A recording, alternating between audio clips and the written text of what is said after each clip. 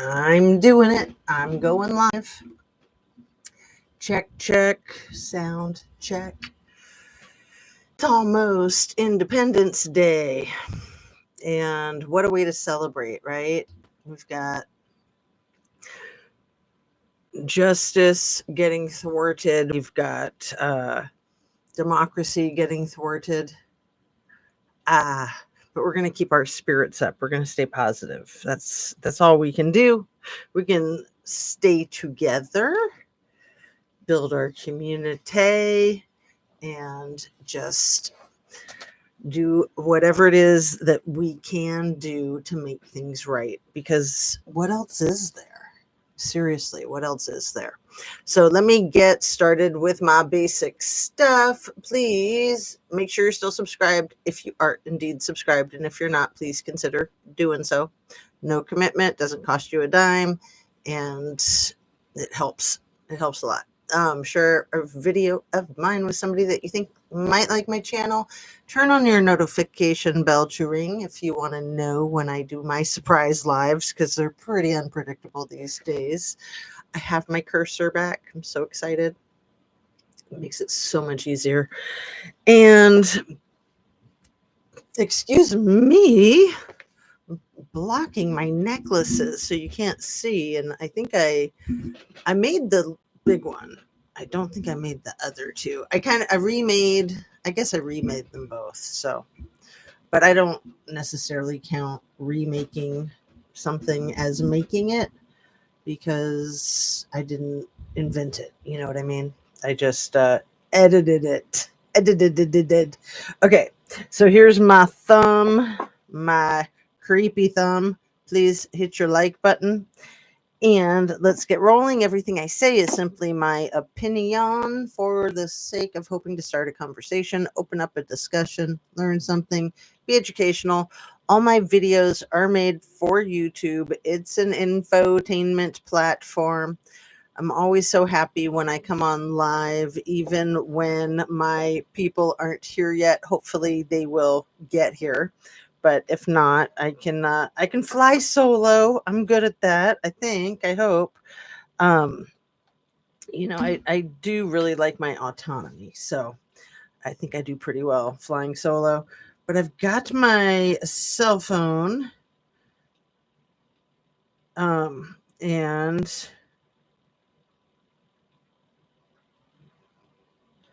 let's see. It's 7:15 almost. And one of my kids just texted me, and I'm getting distracted by that. So, the things I wanted to talk about today, I wanted to talk about the knife sheath in the Idaho 4 case. And apparently, James Patterson is publishing or has published a book that he interviews Brian Koberger's father, who believes that his son is innocent, but also states that the knife sheath was planted. That pivotal piece of evidence, the one that was taken into evidence by an Idaho State Patrol or Idaho State Police officer, Trooper Toolinson, that I mentioned yesterday, Gary Toolinson, who was on the Brady Giglio list at the time that it happened. So he was on the list for basically interfering with investigations and trying to pin a crime on somebody who might not have committed it. So, and then here he is, the one taking that thing into evidence. Anna Bees, what's up, girlfriend? Look at me. I have my cursor. I think I might have figured out how to get it back when it disappears, even. Believe it or not. Me and my challenges with IT. And of course, my freaking nose is all itchy, like right on the tip of it. One sec. Oh, man. I apologize. I hate doing that on screen, but I also don't want to, run away. We're all human. Anna B says, hi, Jazz and everyone. Yay, you're so cool. You the coolest, man. You the coolest. Let me drink a little agua. So, yeah, I had to run a bunch of errands today. So it pushed me back on my schedule. I don't like to do my lives so late in the evening because sometimes my brain just starts slowing down. It's crazy. I've been like that for a long time because I just kind of go full speed from the minute I open my eyes. Well, not the minute I open my eyes, from the minute I've finished my second cup of coffee. And then I just go, go, go. I love to get things accomplished. And then I like to put my feet up at about 5 in the afternoon and then just chill. So that's kind of my routine. And I'm very routine oriented. Anna B says, I have to leave to work, so I will be listening while I'm driving. Oh, well, thank you so much for being here and for communicating what's going on with you. Isn't communication great? So I also, in addition to talking about that whole thing with the knife sheath, that's been like from way back, like that's been the biggest piece of evidence that they've had, and it's been the most controversial piece of evidence that they've had. And yeah. Okay, so as we all probably know, P. Diddy was found acquitted on 3 of the 5 charges, and he was convicted on 2 of the 5 charges by the predominantly male jury. And we'll get into that too. And his sentencing hearing isn't until October 3rd. So he requested bail. He was denied bail. So apparently, allegedly, he's going to be sitting in prison, or not prison, but jail, awaiting the sentencing. I think it's October 3rd is what it's scheduled for. And then I wanted to mention the Morphew case. And he had a hearing. Was it yesterday or the day before? I think it was the day before. And only one of his daughters showed up. So I thought that was interesting. Maybe the other one had to work. Maybe the other one, I don't know. I have heard that they both still support their dad, but I don't know.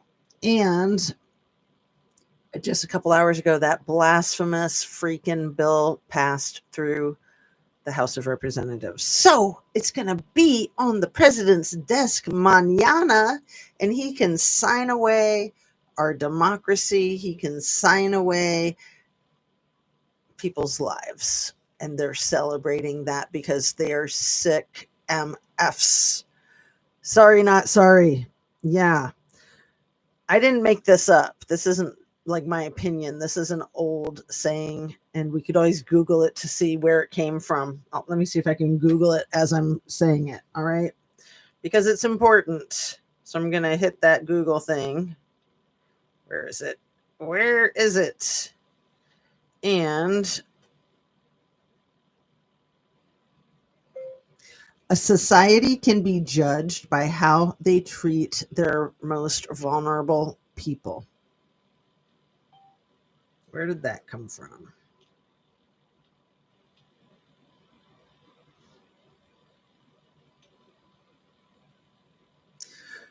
A society can be judged by how they treat their most vulnerable people reflects the idea that society's moral character is revealed by its treatment of those who are most in need of support and protection. This principle suggests that a society that prioritizes the well-being of its most vulnerable members demonstrates compassion, empathy, and a commitment to social justice. Conversely, a society that neglects or mistreats its vulnerable populations may be seen as morally deficient. This concept has been expressed by various figures throughout history, including Mahatma Gandhi, who is often quoted as saying the true measure of any society can be found in how it treats its most vulnerable members. While the exact wording may vary, the underlying sentiment remains consistent. A society's commitment to its most vulnerable citizens is a key indicator of its overall health and ethical understanding, overall health and ethical standing. Getting ahead of myself here. And compassion and empathy, social responsibility, justice and equity, prevention of harm. And one more sentence I'll read. In essence, the idea that a society can be judged by its treatment of the vulnerable highlights the importance of social responsibility, compassion, and justice as core values that contribute to a thriving and ethical society.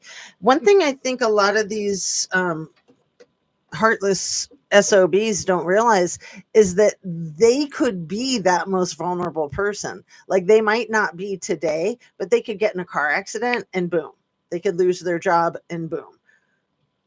There's a lot of things that can happen to take away your privilege and safety, and it's just beyond comprehension to me how people don't have a heart for those in need. Just the other day, there was it looked like a woman. Turned out it was a guy. This was in Columbus at a traffic signal, and they were panhandling. And normally, I don't give those people money just because, a lot of reasons. But it was a really hot day, and me and my daughter were sitting in. I was driving. She was in the passenger seat. We were eating. We were starving, and we were eating our food. And where did we just stop? We just stopped somewhere to get some food. I don't even remember where, but we also had food with us. And so we were, we'd been shopping. I'll admit it. We'd been on a little shopping spree, and then we were super hungry and we were eating as we were about to get back onto the freeway. And we saw this guy at the light, and we were stopped at the light, and he was watching us both eat. So I thought he looked hungry, and I wasn't going to give him any food or money, although usually if I'm going to give somebody something, I'll give them food rather than money. And a car next to us, so he had to like walk across in front of us, rolled down their window to give him some money. And so I started to crack my window to give him something to eat, like a sleeve of crackers or something like that. But then the light changed, so like I started to crack the window, but man, that guy was fast. He noticed, he came zipping over, so I handed it to him, and he was very grateful. And I felt really good about myself sharing food when this guy was looking at us like he really needed a snack. I'm all about the snacks. One second, let me let the puppy dog in.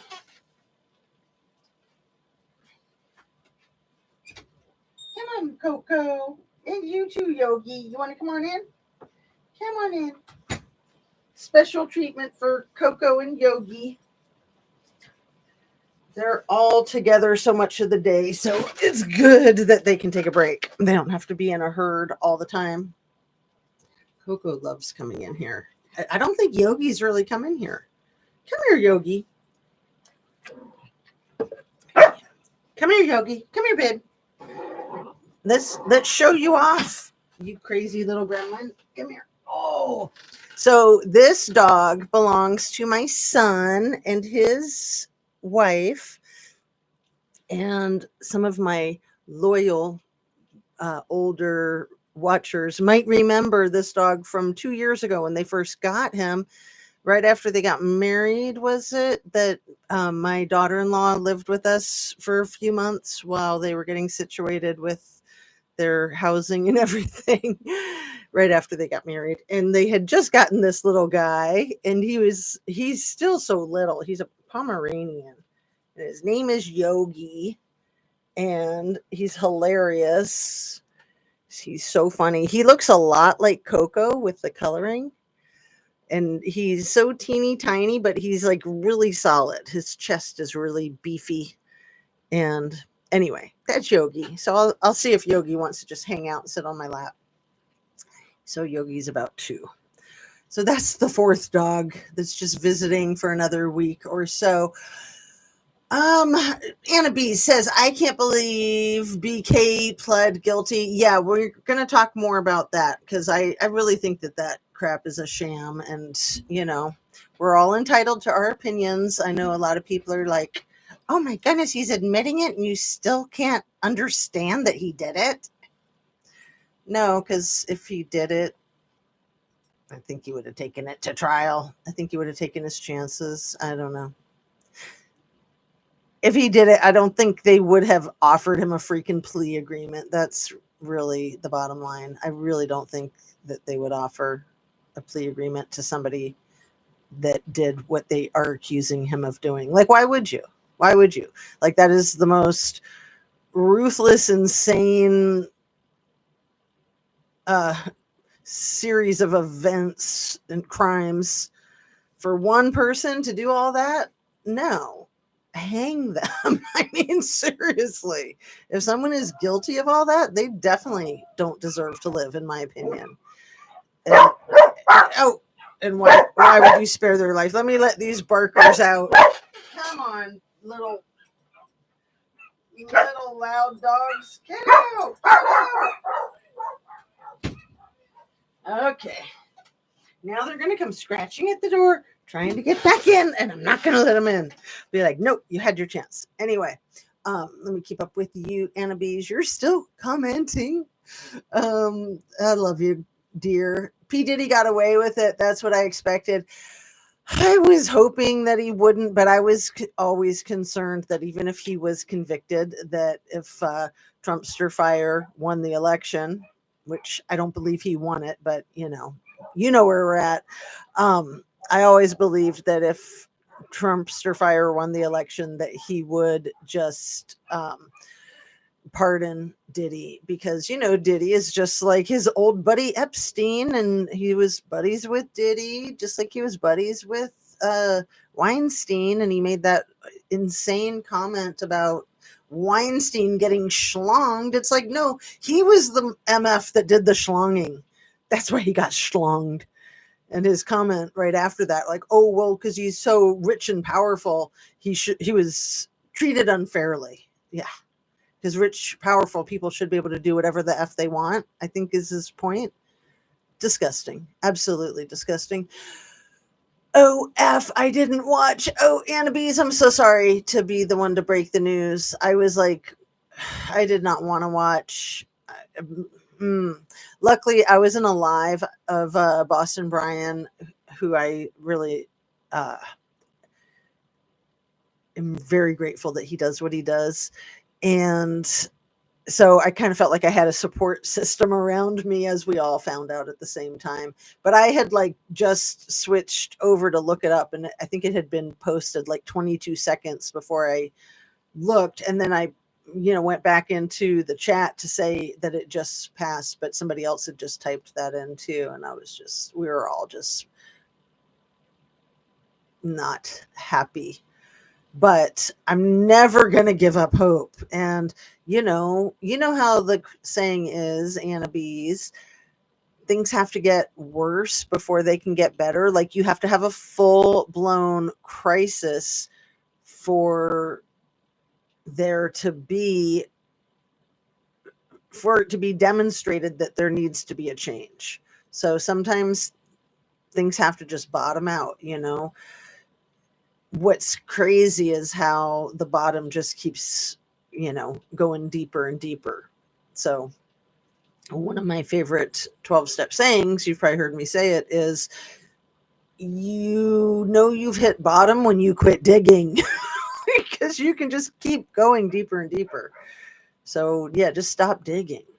And yeah, as a nation, I think that it's time to just do the audits of the election. Like, the audits were never done. The normal audits, the normal election hygiene was never done.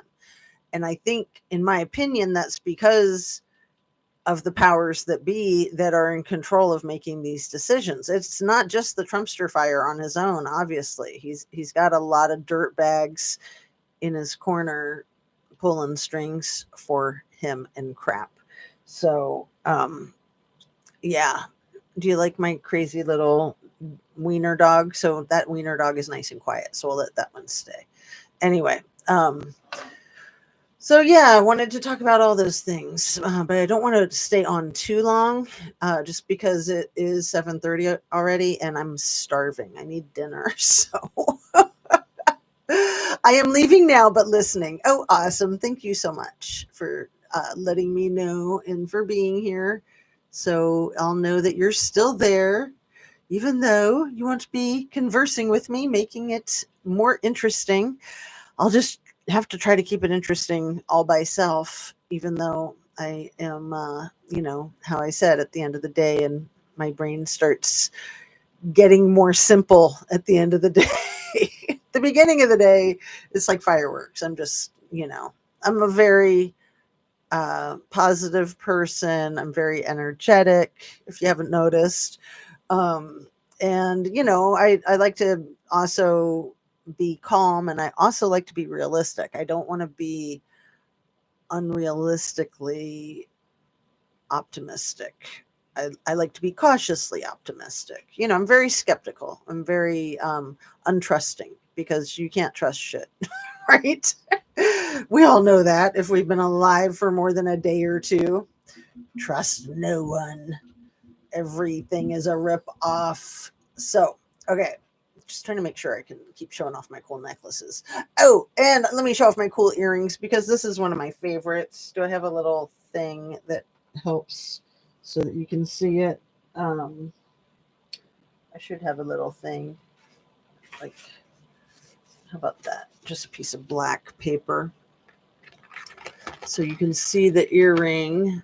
And this is one of my favorite earrings. I made it sometime last year. It's like a ring. It's very, very simple. The ring, and I don't know if it's jade or what. It's just a mossy green uh, stone hanging there. And then it's got some more interesting things on the finding. The ear wire is called the finding, in case you didn't know that. Anyway, I love these. They're kind of small, they're kind of simple, but they're one of my favorites. And I lost one of them shortly after I made them, and I wore them almost every day when I made them. And then I went out for a walk, and one was missing. And I knew where I had went walking, but it had snowed after the walk, and so I had to go back and look as the snow was melting. And I thought certainly I'd find it because I was sure where I had walked and where it had probably fallen off. Because when you have a scarf on when it's cold out, pushes your earrings out. So annoying. Anyway, it wasn't. I never found it. Not never. I finally found it like a long time later, months and months, and it was a miracle because I think it was like under the car seat or something, and I could have just vacuumed it up without even knowing that it was there. So yeah, I think it fell off in the car, and I was so excited that I found it. Anyway, enough about that. I'm probably boring you to death. Oh, thank you, Annabise. Me too. Love it. Okay, so let's talk about some of the details about the um that damn sheath. It makes no sense. That sheath makes zero sense that if it was dropped accidentally, why would all of the like fingerprints and DNA be cleaned off of it? That makes zero sense. It was, in my opinion, based on that alone, it was planted. Based on how the probable cause affidavit is written and the information that Sergeant Blaker writes in his sworn affidavit versus the information that Corporal Payne wrote in his affidavit, where it differs is that Payne basically said that he could see the sheath from across the room when he was standing in the doorway next to Madison Mogan on the bed. And Sergeant Blaker said that he hadn't even seen it, basically. I mean, he didn't say I didn't see it, but what he said was, I was later told by the Idaho State Police investigators, it doesn't say which one, told by them about the sheath. So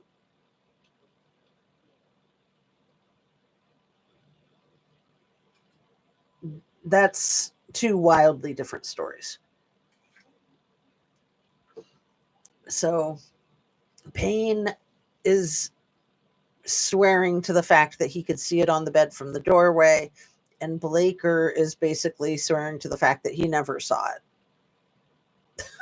Is he just trying to say he's a really bad detective? Like he's going to miss the biggest piece of evidence that's right in front of his face?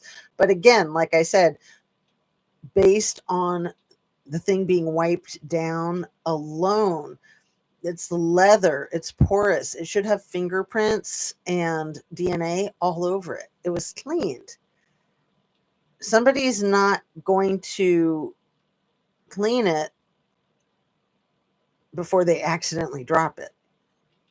So it was planted there by somebody. Sure, it could have been planted by Koberger, let's say. He could have wiped it clean so that he could plant it to try to what? It had the U.S. Marine Corps stuff, like designs embossed into the leather, like punched in. I forget how they say that, what the word is for that. Not engraved, but you know what I mean. So what were they trying to frame somebody who was in the Marine Corps?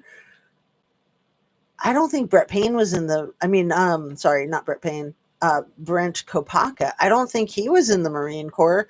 He was in the Army, not the Marine Corps. So if they were trying to frame the guy who passed away exactly a month later via SWAT,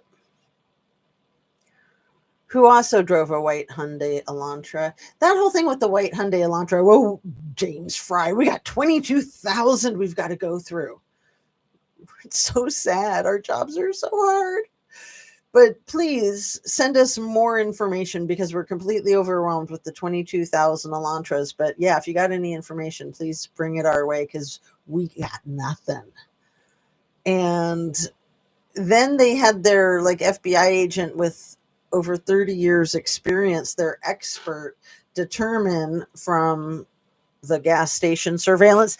They tried to say that it was like the gas station attendant that just happened to notice on their surveillance that they were looking at 2 a.m. when they were bored, that they were like, oh, look, the white Hyundai Elantra, they're going fast. It must have been them. And they took that to the police, and the police determined that it had to be them.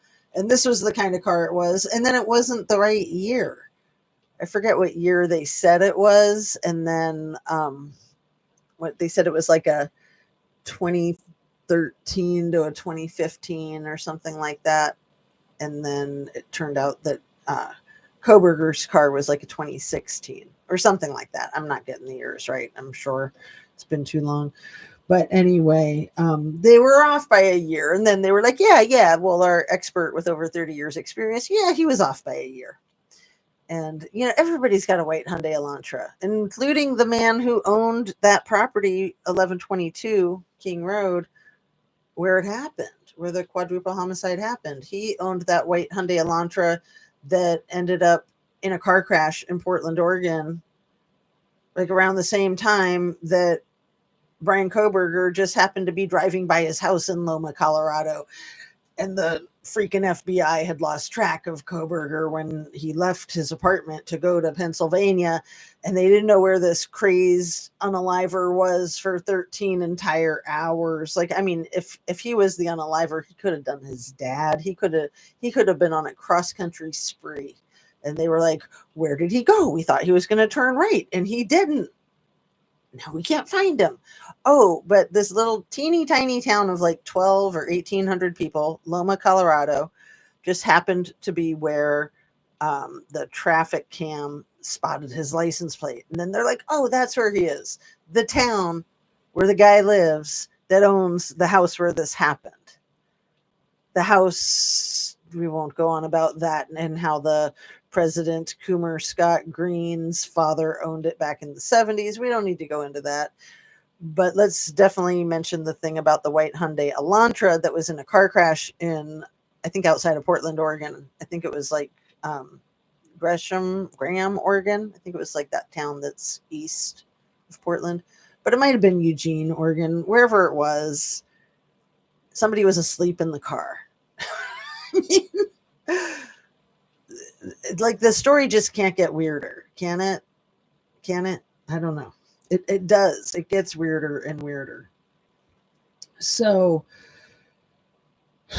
we've got that book coming out, and let me give a big shout out to Jules of All Trade, who is the one who brought that to my attention about the book, um, James Patton.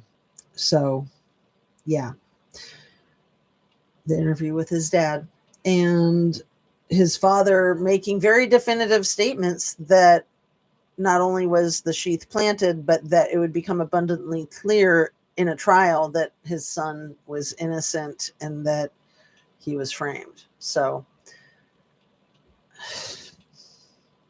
and maybe he wasn't. Maybe he is the scary, evil boogeyman that I'll admit he looks like he could be that scary, evil boogeyman in some of the pictures. But if all of these things are true, like that he's like, on the spectrum and that he's got such bad social skills that he thinks it's a complimenting somebody to tell them that they have good birthing hips after you date them, right? Okay. Alrighty then. And then that guy, Jules mentioned this too in this short video that I'm going to put the link in the description to. The good friend that he had, who I think that they would do H together, the highly addictive substance that movie Liquid Sky was made about. I don't know how else to describe it. It's kind of like a hero, but female. That one, like a heroine. Isn't that how you say it? A female that's a hero, the heroine. So that substance, he abused it. His friend abused it, and then his friend passed away. I think when they were like 19. It sounds like his friend might have passed away when he was in treatment because he wasn't around. And his family was really concerned about telling him because he really didn't have any friends. He had like this one friend that he grew up with. Did I write his name down? I think I did. But maybe I did not. I did look up a bunch of the stuff that I was talking about yesterday that I was unclear on, and I was trying not to be looking up too much while I was on live with you guys. So Steve G., Kaylee G's father, the one who's pretty much the most outspoken parent of all of the Idaho 4, he's the IT guy at the Kootenai Community Hospital. So Kootenai County is where Coeur d'Alene is. And it's also where they had that terrible incident just 4 days ago on Sunday where some 20-year-old whack job set a brush fire so that he could try to take the lives of the first responders. So he shot 3 first responders that came to put out the fire. The old adage, no good deed goes unpunished. And then 2 of them passed away. One of them survived. He was found deceased later. I think we still don't know if it was a self unaliving or if it was the SWAT team that got him. I don't think we know yet. Or at least I don't know. It might be out there in the public now. But I found out while I was on live that the Meats and Locker company is now called South Hill Meat Locker Incorporated. I also found out that Caden Young, the 20-year-old who passed away from fentanyl, I think, on spring break, that he had gotten through Demetrius and Emma Bailey, who were then arrested for supplying a fatal dose. And then they were sprung because they shouldn't have been arrested where they sold the product to him. They should have been arrested where he consumed the product, but that doesn't even make sense. It really doesn't. So he consumed the product over in Western Washington, where he passed away, and they've never been charged. Emma Bailey and Demetrius Robinson, and they're shady AF. Anyway, Caden Young played on the football team, and he was the editor for the Argonaut, the school newspaper. So he probably did some investigating and knew some things. And he had been the president of his fraternity the year prior. I believe it was Alpha Kappa Lambda was the one that he was the president of the previous year. So I think it was his junior year when he passed away over spring break while visiting Western Washington. But the other Caden Young, who also played football for the University of Idaho, was a freshman that year. So I just wanted to delineate the two Caden Youngs that were both playing football. I believe they both were playing for the University of Idaho. That would have made them players in that game that day, unless they were injured or something. For sure, the freshman Caden Young, because he was 6'3" and he was a star player. So he more than likely played in that game, but maybe the other Caden Young played in that game too.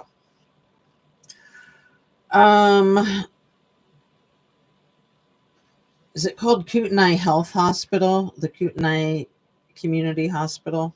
One of those. I think it is called Kootenai Health Community Hospital or something. Anyway, Cody Funk, who's the coroner that I mentioned yesterday, who has the same last name as Bethany, one of the witnesses that didn't witness nothing, according to the genius Chief Smallfry.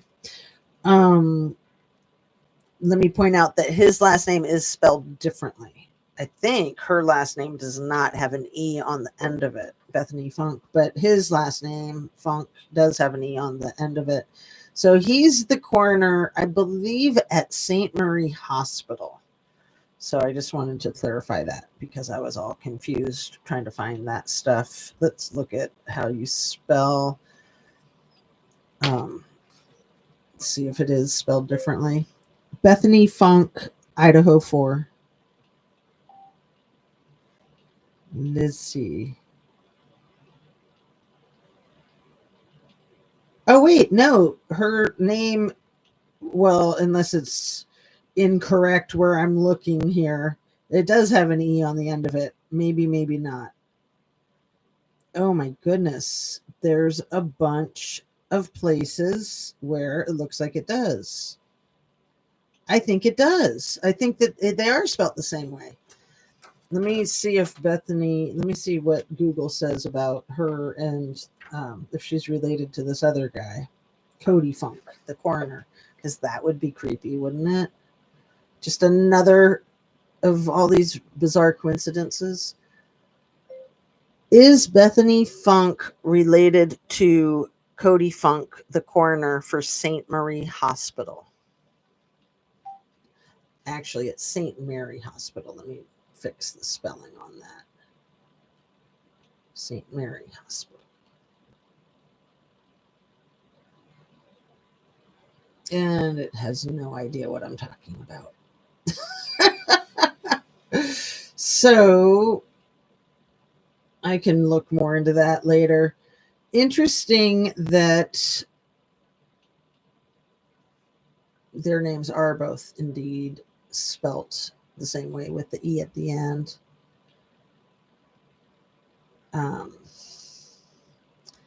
Yeah, I'll definitely be looking more into that. And, you know, the whole thing with Dylan Mortensen having the same last name as the district attorney for Kootenai County, Stanley Mortensen, still no clue if there's any relation. No clue. But it is amazing how information can be suppressed. Information that's vital. Like, let's say that Bethany Funk is related to Cody Funk, the coroner. Let's just say that maybe Dylan Mortensen is the niece of Stanley Mortensen, the prosecuting attorney for Kootenai County. That would be really weird. That would make more sense why they were spared, in my opinion.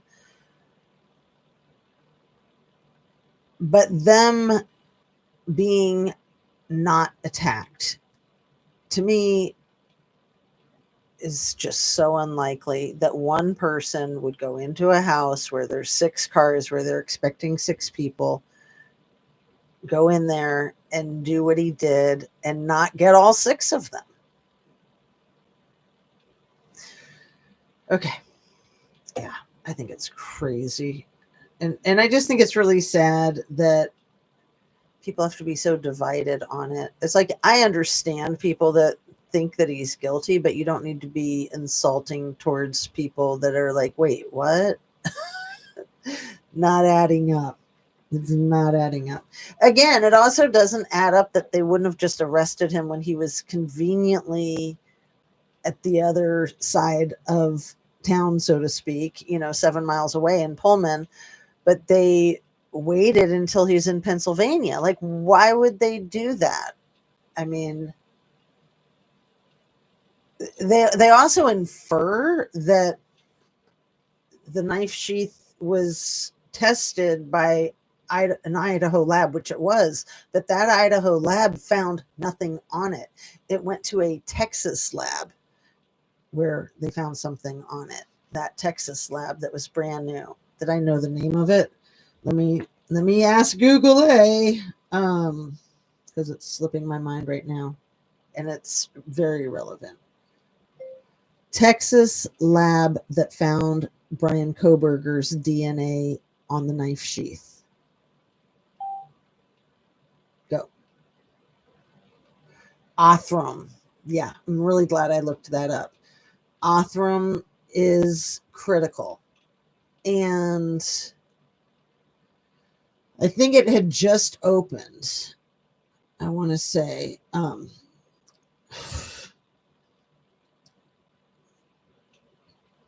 let's ask. When did Othram lab in Texas open?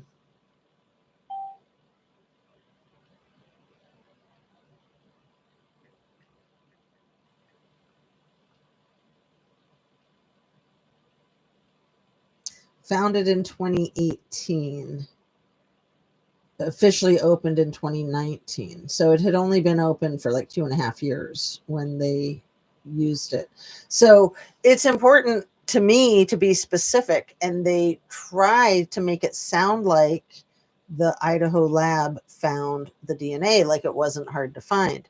But not only did they not find it, but then they sent it in the mail. So the evidence was not in police custody.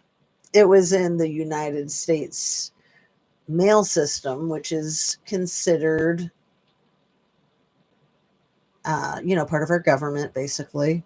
So, but I think it's important to know that that not only was the knife sheath not there on the bed, and then it was there on the bed, but the alleged DNA evidence wasn't discovered on the item, and then it was discovered on the item. And then you got to remember the whole thing with Kaylee studied education. She wanted to be a school teacher, but she had taken a job at that company in Austin, Texas. I'll think of the name of it. I think I'll think of the name of it. And the company specialized in, I think, security systems. Let's see. Let's ask Google again. I know I'm dependent on my Google. Information technology company where Kaylee, let's see, technology company in Austin, Texas, where Kaylee Gonzalez was offered a job. So she'd done an internship there. And it's not telling me.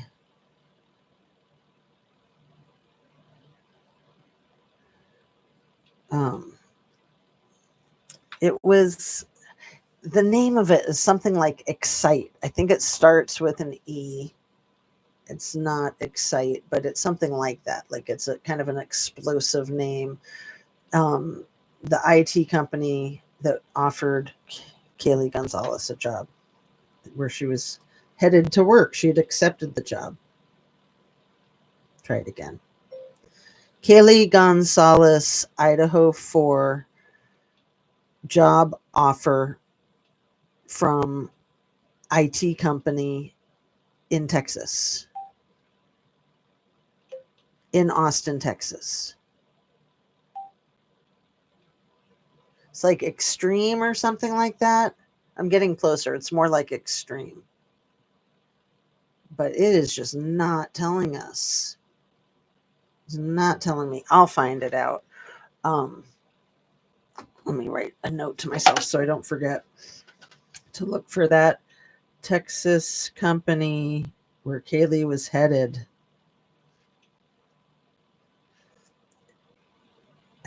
I want to say it's Extreme something, Extreme Technologies, maybe. Anyway, so she had done an internship there and then she got a job offer there. And then she bought that car, that Range Rover. Dylan Mortensen made her come to the sorority party. So it's also important to remember that Kaylee and Maddie had quit their sorority, and you're not supposed to quit a sorority. And Maddie was Bethany Funk's big, like they have the big and the little, like the sorority sister thing. So Maddie and Bethany were each other's big little, and they were in the same sorority. And then Kaylee and Dylan were in the sorority for the super pretty girls. It's like the alpha girls or something. I forget the name of it, but I don't keep up with all that sorority stuff. As if the other girls weren't as pretty as Dylan and Kaylee. I mean, give me a break. Anyway, so you're not supposed to quit a sorority. Like once you're in a sorority, you're always in the sorority, and you're always going to use that for networking for your career. They're always going to come to you looking for donations to keep their finances going. And they quit their sororities. Madison wasn't even done with school. Kaylee graduated early. So she buys the expensive car with her own money, which her parents were always like, with her own money. And it's like, well, how did she get all that money working at a coffee bar? Right. Okay. Because the internship that she did for the Extreme Networks or whatever that name of that company is was unpaid, I believe. So she got this big offer. Maybe she got a bonus, like a signing on bonus, but she bought that vehicle, I think 3 days before the slaughter. And then she was going to travel to Europe for a month before having Christmas with her family. And then I don't think she was moving to Austin until February. But she was taking the dog Murphy that her and her on again, off again boyfriend shared. So, Murphy was there at the house the whole time during the quadruple homicide, allegedly. It's always just really unfortunate when the dogs can't tell you what they know, because I think that Murphy was allegedly locked in Kaylee's bedroom, but also not, because there were also stories about that the front door was left open at like 9 in the morning, 8:30 in the morning, and that the dog was wandering around. So it's just so unbelievable. I mean, the whole thing is unbelievable. And sure, it could have happened the way it's presented. As unlikely as it is, anything's possible. So I always want to keep an open mind. And I would much rather have it be that there was just one crazy, horrible boogeyman than thinking that there could be a whole system of gang stalking that was going on with Kaylee and Maddie. Like the guys in the bar, Adam, Jack Showalter, and Jack D, all kind of keeping an eye on the girls. Showalter walked with them over to the grub truck, and then when their ride came and took them away, he looked like he was miffed, like he didn't realize that they left and they bailed on him, and then he like runs. It's very bizarre. And then is he the one who went to Africa the next morning, or was it David Loach who went to Africa the next morning? I want to say it was Showalter, one of the young men involved in hanging out with these girls and the four victims in their final hours. One of those guys got on an airplane and went to Africa the very next morning. So I think it was pre-planned. I think he went there a lot. I think his family, I want to say his parents were doctors and that they did these Africa trips. But that's like going back years of research that may or may not be sharp. Anyway, I think they were being gang stalked, and I know I'm thick. I know I'm really hard headed sometimes. I still don't believe that video footage of Madison and Kaylee and Jack Showalter walking down the sidewalk on their little walk from the corner club to the grub truck. I still don't believe the audio on that. Oh, what did you tell Adam, Maddie? I told Adam everything. And then Showalter says, Maddie, they're going to kill you, or something like that. I mean, Atom. I just think it's so weird that they said Atom's name twice. And it's almost like it's this made up narrative. Why would they make up that narrative? They're going to kill you for telling Adam everything. What does that have to do with the whole Koberger excuse for why this happened? That does not make sense. It's sort of like they throw spaghetti at the wall and then they try to see what sticks as far as how they're going to explain this massive slaughter of 4 college kids. And then remember, like, all the college kids were afraid to come back after Christmas break. So they were just like racing against the clock to get somebody arrested so that the kids would come back for the January semester that was starting just a couple of days after they arrested Koberger. It just makes my freaking head spin. It really makes my head spin. Okay. Let's get out of that case and talk about one that maybe is less head spinny because I'm getting dizzy. It's maddening. Okay. So Diddy. I've talked about this a couple of times. We all remember when El Presidente was asked in the Oval Office a few weeks ago if he would consider pardoning Diddy if indeed Diddy was found guilty. And he made several really bizarre comments, as usual. He said, well, I think Diddy likes me.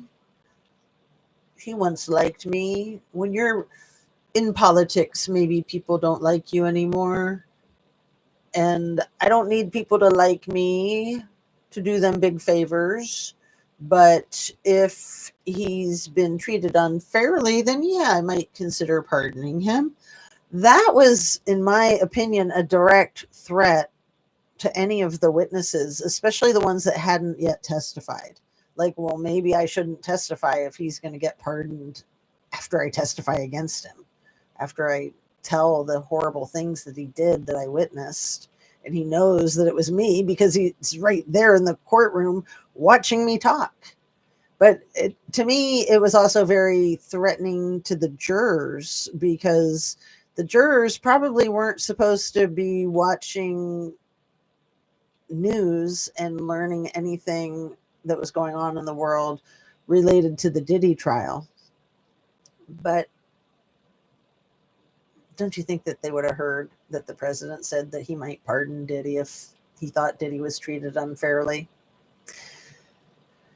I don't know. But the witnesses definitely knew that the president said that, because witnesses wouldn't be instructed to not be allowed to watch the news. So, and I don't even know if these jurors were sequestered. I don't think they were. They would have made a big deal about that, wouldn't they?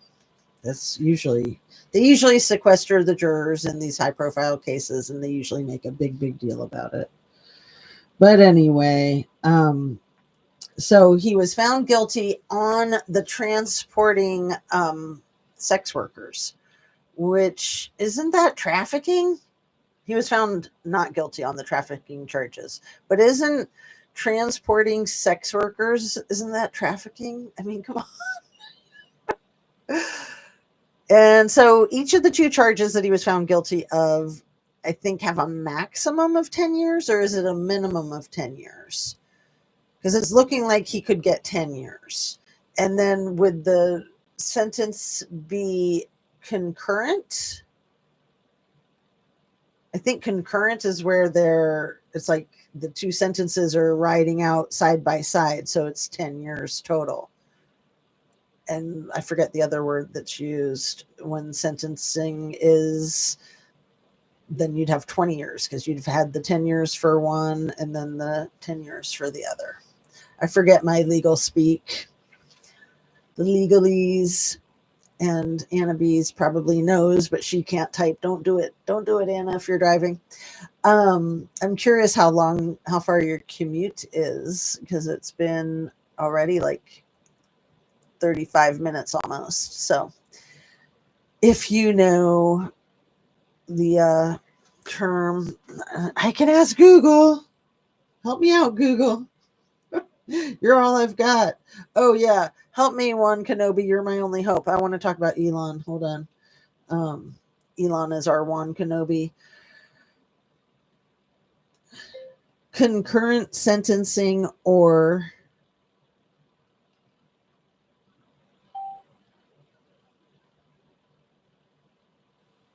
so concurrent means serving at the same time, right? Consecutive sentencing is when it's one after the other. I'm glad you could help me out, Google. Thank you very much. When my brain doesn't work and I don't have my Neuralink chip in yet. I mean, I would never do that, because I can just look things up on Google. It's okay. I don't need the chip in the brain. So, Elon has been fighting. The girls have been fighting again. The big E and the little T. And I think that the big E needs to make good on his threats. He said that if that big, awful bill went through, that he was going to start a third political party. But really, I almost think he's talking in code, because if he did indeed manipulate the tabulation systems of the election, if he did that, he could out that secret in the blink of an eye in a post. And I think that that's been his threat all along, is that he's tried to let Donnie Two Dolls know, like, don't mess with me, because I could mess with you. But man, they could really mess with each other bad, because Donnie Two Dolls is the mobster king. He is the president of the United States, and he could probably have Elon deported. I mean, obviously, he could have him deported.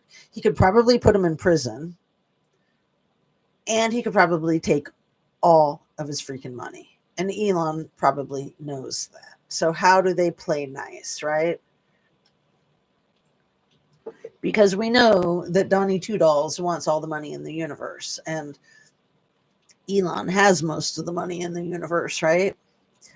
So that's my thought, is that the Trumpster fire has designs on not inheriting Elon's money, but stealing it, just taking it. Like the way you talked about the Gaza Strip. Oh, we're not going to buy it. We're just going to take it. The problem with rich people is that they're so entitled. The problem with narcissists is they're so entitled. They think that they deserve everything, and nobody else deserves anything. So, he's probably just so jealous of Elon's money. Plus, he needs it because he's got to keep giving it to Putin, because he's in balls deep with Putin too. I mean, Putin's certainly got massive dirt on him. So it all goes back to the Gouffre files. So the little e-files, right? Virginia Gouffre. So that was the first threat that Elon made on a post a month or so ago. What was it, June 5th? And it's the 3rd of July. So he deleted that 2 days later. But I want to say it was the very next day when he made a post that I interpreted to be a threat about outing cheating in the election. It was a post something to the effect of, that I won the election for you, essentially. The way I interpreted it was, I'm going to tell everybody that we cheated if you don't do what I want you to do. That might not be what he meant. He might have meant, you only won the election because of me and my money. That could very well be what he meant. So, but I think it's so obvious that there was interference. And I think that there's so many statisticians who now have the hard evidence of that, and that these court cases they're under investigation, that the cheating is under investigation. There's the big court case is Rockland, New York. There's also, I think, Pennsylvania, there's a court case. I want to say Arizona and maybe Wisconsin. But there's just a lot of good scientists looking at the election stats and how it's not possible and it doesn't add up. In one of the counties, I want to say it's in Pennsylvania, that one of the precincts that there were people that voted for the third party candidates, and in the tabulation of the ballots, there were 0 votes for third party, and people that have written sworn affidavits that they did indeed vote for a third party in that same precinct. So that's interesting. And then there's a lot of people who said that they voted for the Democratic candidate, Harris, and that some of those folks are in areas that got 0 votes for the Democratic ticket. And, it doesn't matter where you are, getting 0 votes for one of the major parties is so unlikely. And there's just a lot of other truly bizarre, improbable or impossible types of things in the elections, and especially in the swing states. So those are all under investigation right now. And, if Donnie Two Dolls can take over the world before the election hygiene is evaluated in the court system, then he can just make it illegal to evaluate election hygiene in the court system, right? Because isn't that pretty much what he's been doing all along? Isn't that what Doge was all about? Doge was trying to erase departments and people that were investigating Elon and his businesses, and a lot of crap like that. What was the other thing I was going to say? Now I'm forgetting. I had it a second ago.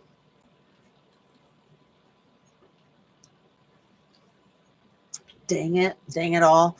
When I was talking about, I should do what I did a few weeks ago where I just like replayed my video on my cell phone. And then I was like, oh yeah, I remember now. That was hilarious. But I won't do that. I'll just, if I can't remember, then I can't remember. What was it? The thing about the election, the thing about the different states, the thing about the electoral votes, and yeah, I'll listen to it later and then I'll remember. So that's just what happens when it's almost 8:30 at night and I've been on my live for just over an hour and my brain expires after an hour. That's just like built in from being a therapist, like, with your 50-minute sessions, and sometimes they go long. So 60-minute sessions. It's like after 50 minutes, I'm kind of like, okay, let's wrap it up. But what was it about the election crap? Okay, and now the dogs are barking, so I'm totally distracted. So let me try to say something genius and brilliant before I wrap up. Anna, thank you for being here. Thank you so much. I appreciate you, my dear. Tomorrow's the 4th of July. I am going to try to do a live tomorrow earlier in the day. And hopefully then I'll be able to remember that super important thing that I was about to share when I was trying to finish my one thought before jumping tracks. See, that's why I often just interrupt myself and jump tracks, because I know myself and I know I'll forget if I don't just say it. But that's also why I have my pen and paper in my hand. I should have just written it down, damn it. Dang it all. Yeah. Was it something about the whole little E files and the threats from the big E? The big E and the little E. So yeah, that whole thing with a third party. Elon is furious about things that are in that horrible bill that are going to tank his companies, essentially. He's very upset about that, and he will attack. I think the girls are going to be in a cat fight tonight. They're probably going to be up all night posting horrible things about each other, right? It's going to be glorious.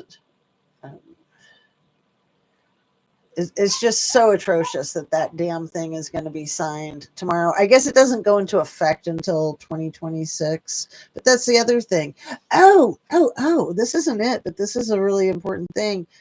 Donnie Two Dolls admitted that he could rig any election, basically, that he held all the cards to make elections go any way he wants them to go.